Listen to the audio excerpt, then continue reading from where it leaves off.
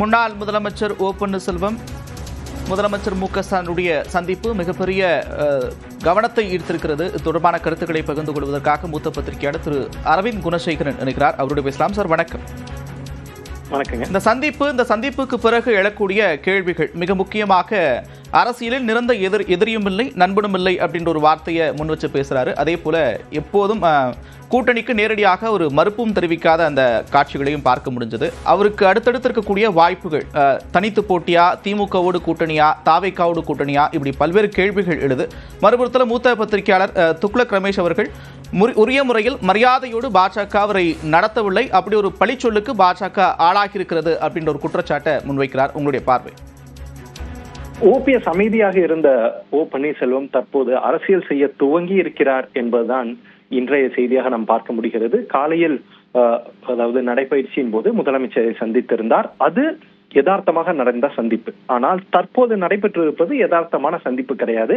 ஏனென்றால் இந்த சந்திப்புக்கு தற்போது முதலமைச்சரை அவருடைய இல்லத்தில் சந்தித்த ஓ பன்னீர்செல்வம் அதற்கு முன்பாக பாஜக கூட்டணியிலிருந்து தாங்கள் வெளியே வருவதாக அறிவித்திருக்கிறார். வெளியே வருவதாக அறிவித்த பிறகு ஒரு சில மணி நேரங்களில் முதலமைச்சரை சந்தித்திருக்கிறார். எனவே ஓ பன்னீர்செல்வம் தன்னுடைய அரசியலை செய்ய துவங்கிவிட்டார் என்று மிகவும் தெளிவாக அவர் அறிவித்திருக்கிறார். நான் அரசியல்வாதி, நான் அரசியல் செய்ய துவங்கிவிட்டேன் என அறிவித்திருக்கிறார். ஆனால் அவர் தற்போது முதலமைச்சரை சந்தித்திருப்பது அவர் திமுகவுக்கு கொடுக்கப்பட்டுள்ள செய்தியை தாண்டி பாஜகவுக்கு ஒரு மிகப்பெரிய செய்தியை கொடுக்கிறார். நீங்கள் என்னை உதாசீனப்படுத்தி இருக்கிறீர்கள், எனவே நான் என்னுடைய அரசியலை செய்ய வேண்டிய நிர்பந்தத்துக்கு நான் ஆளாகி இருக்கிறேன்.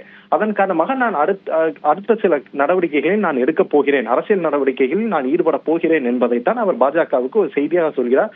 திமுகவை சந்தித்தது பாஜகவிற்கு அவர் கொடுக்கும் செய்திதான். அதாவது பாஜக மேலும் தன்னை உதாசீனப்படுத்தக்கூடாது என அவர் தெரிவித்திருக்கிறார். எனவே மீண்டும் அவர் பாஜக கூட்டணிக்கு செல்ல மாட்டாரா என்ற கேள்வி கேட்டால் அதற்கான எந்த ஒரு உறுதியான பதிலையும் ஓ பன்னீர்செல்வத்தினாலும் கூட தற்போது சொல்ல இயலாது. எனவே திமுகவை இது போன்ற ஒரு அரசியல் நடவடிக்கைகள் மூலமாக மீண்டும் பாஜகவுக்கு ஒரு செய்தி சொல்கிறார் என்றுதான் புரிந்து கொள்ள முடிகிறது. ஆனால் எடப்பாடி பழனிசாமி இந்த கூட்டணியில் இருக்கும் வரை ஓ பன்னீர்செல்வத்துக்கு இடம் இருப்பதற்கான வாய்ப்பே இல்லை. ஏனென்றால் இபிஎஸ்க்காக அண்ணாமலையே அவர்கள் தியாகம் செய்திருக்கிறார்கள் பாஜக. அப்படி இருக்கும்போது இபிஎஸ்க்காக அண்ணாமலை தன்னுடைய சொந்த மாநில தலைவரையே தியாகம் செய்திருக்கும் பாஜக ஓ பன்னீர்செல்வத்தை எவ்வளவு அகாமடேட் பண்ணுவாங்கன்னு புரியாது. எனவே ஓ பன்னீர்செல்வம் பாஜக கூட்டணியில், அதிமுக பாஜக கூட்டணியில் இருப்பதற்கான வாய்ப்பு மிகவும் குறைவு.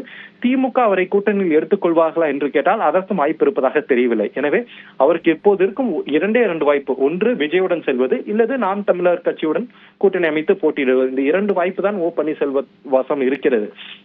ஆனால் ஓ பன்னீர்செல்வம் தற்போது எடுத்திருக்கும் இந்த அரசியல் நகர்த்திருக்கும் இந்த அரசியல் காயானது, நான் என்னை உதாசீனப்படுத்தாதீர்கள், நான் இன்னமும் எனக்குன்னு ஒரு பொலிட்டிக்கல் சிக்னிபிகன்ஸ் இருக்கு என்பதை டெல்லிக்கு உணர்த்துவதற்காக தான் அவர் தற்போது முதலமைச்சரை சென்று சந்தித்திருக்கிறார் என்றுதான் நான் பார்க்கிறேன்.